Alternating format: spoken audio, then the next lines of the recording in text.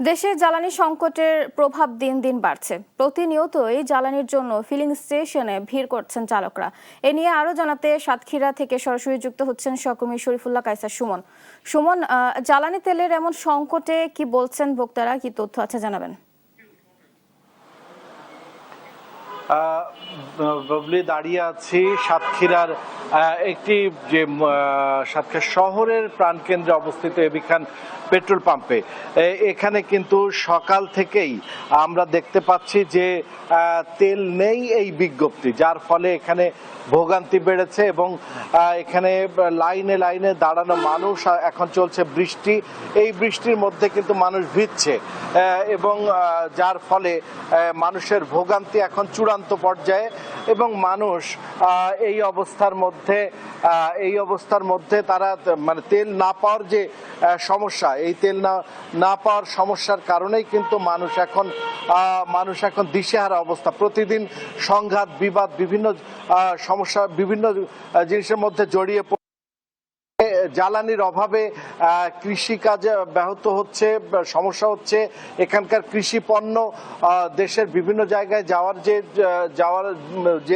যায় সেগুলো কিন্তু এখন যাচ্ছে না এবং যার ফলে কৃষিতে সহ মানুষের জনজীবনে ব্যাপক প্রভাব পড়ছে এবং এর ফলে মানুষের মধ্যে এখন যে সংকট, এই অবস্থা মানুষের একান্ত দাবি যে এই পরিস্থিতি সামাল দেওয়ার জন্যে যে ফুয়েল কার্ড যেটি চালু করবার কথা ছিল জেলা প্রশাসনের পক্ষ থেকে, তা দ্রুত কার্যকর করা হোক এবং অব্যাহত থাকুক এই জ্বালানির দেওয়ার যে কার্যক্রম সেটি অব্যাহত থাকুক। একই সাথে আমরা দেখেছি যে তিনটি সময়ে এই জ্বালানি দেওয়া হয়ে থাকে, কিন্তু এইটিকে একটি সময়ে সকল পাম্পে দিলে এক মানুষ 3 জায়গায় যেতে পারবে না বলে অভিমত ব্যক্ত করেছে ভোক্তারা এবং যে কারণেই কিন্তু মানুষের এখন চাওয়া হচ্ছে যেভাবেই হোক না কেন এই সংকট দ্রুত সমাধান করা হোক এবং সমাধানের মধ্য দিয়ে মানুষের জনজীবনকে স্বাভাবিক করা হোক।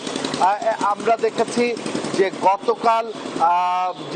গতকাল পেট্রোল শহরের পলাশপোল এলাকায় মজুত করে বেশি দামে বিক্রি করা হচ্ছিল, যে কারণে এখন কিন্তু বুবলি দ্রুতই এটি সমাধান চাচ্ছে মানুষ, যাতে মানুষের জনজীবন স্বাভাবিক হয় এবং জ্বালানি সংকটটা নিরসন হয়। এই ছিল সর্বশেষ বুবলি।